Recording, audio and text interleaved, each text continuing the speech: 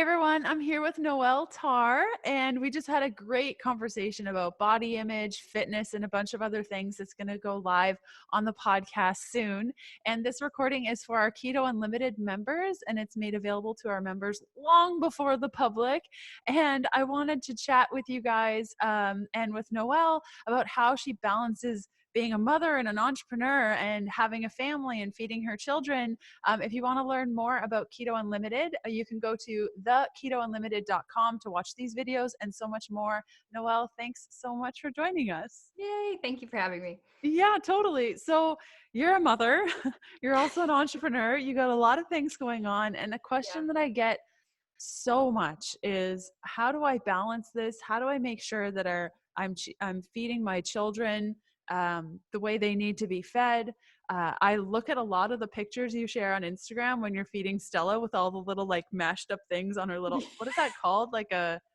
See, I'm not a mother. What is that thing called that you feed her on? Oh, her high chair. Thank you. Okay. See, like not a bone in my body. What's that thing? Yeah. Thing she sits in. Wow.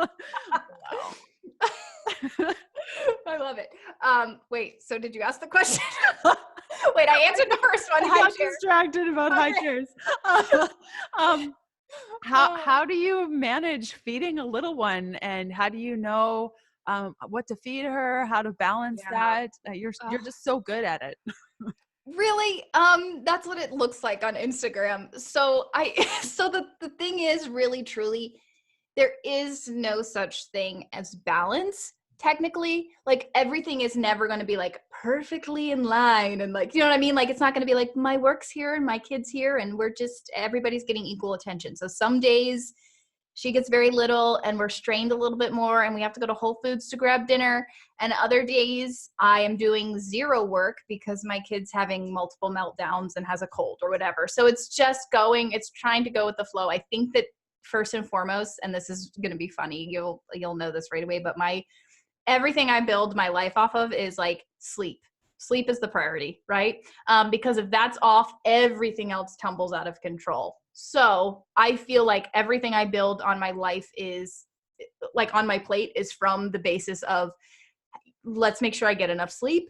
So that means going to bed earlier than I would like, even if I have work to do. And that means sleeping in until 7:00, even if I need to be getting up at 5 so I can get A, B, and C thing done before she wakes up. I just have to prioritize it. So that means I'm a little bit less productive for sure, but I'm happy and healthy. So that's great. So sleep is the number one thing.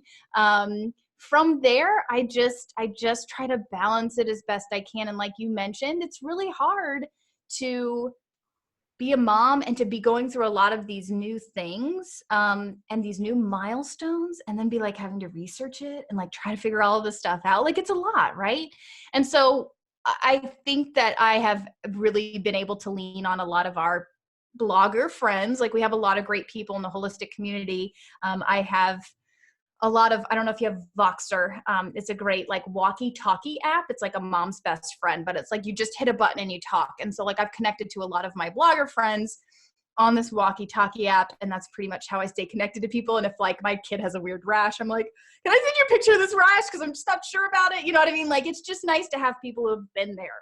And so first and foremost, besides the sleep, is just like the support from my community too, is like friends, family, my husband, being able to lean on people, and then just chipping away, always prioritizing what's the thing that I need to prioritize and focusing on that first, and making sure that I'm happy. As you know, it gets really draining to be doing the things even that we think we should do in our with our business or with our work. Like, there's always like, you should be doing this, right? Like, I should be writing a book, but I know that wouldn't be healthy for me. Or that's just an example, but I know that right now wouldn't be healthy for me. Or maybe I just want to go a different direction, and that's okay.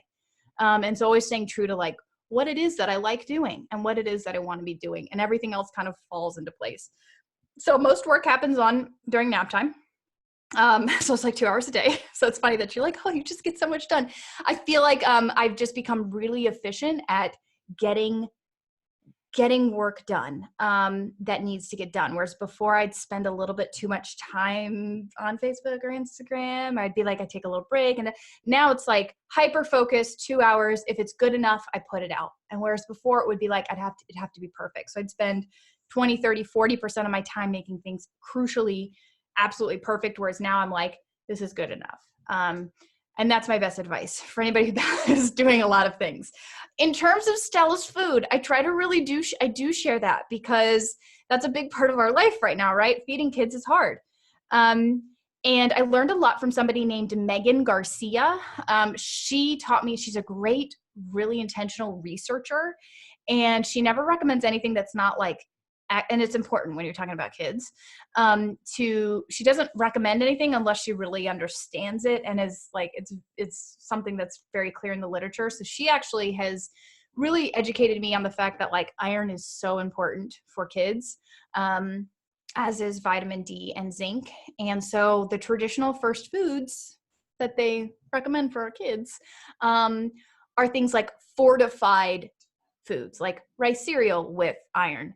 Whereas that's not really like an actual source of iron, right? It's just got synthetic iron added to it. So I started with the most nutrient dense foods.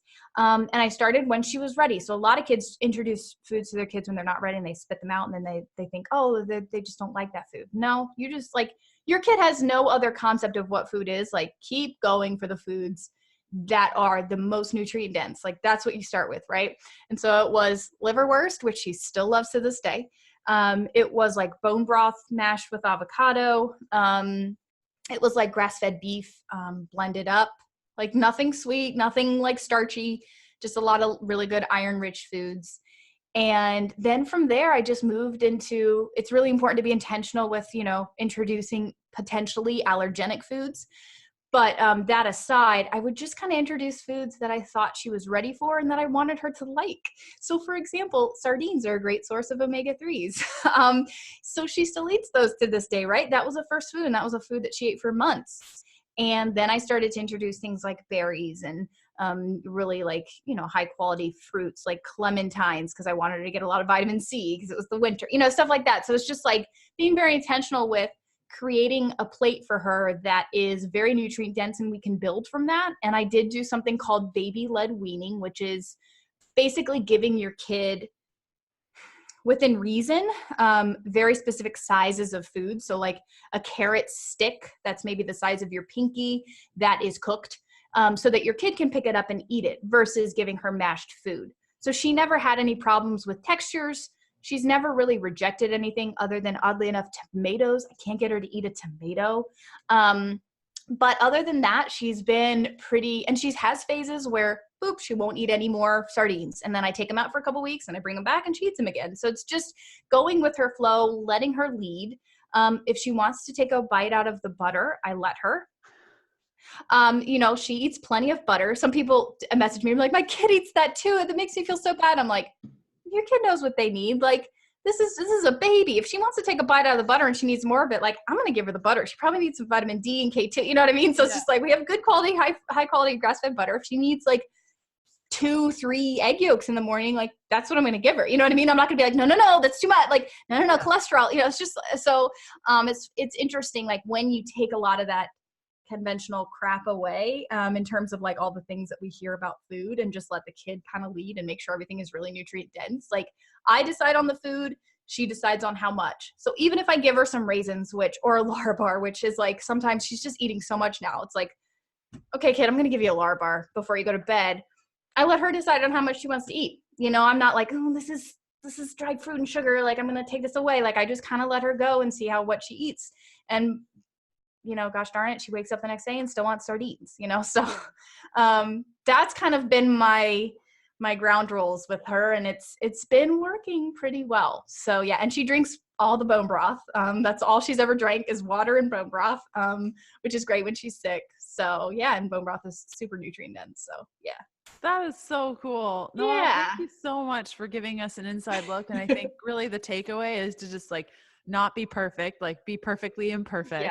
Yes. And that patience with food, that's really awesome tips. Thank you so much. Thank you. Thanks for having me.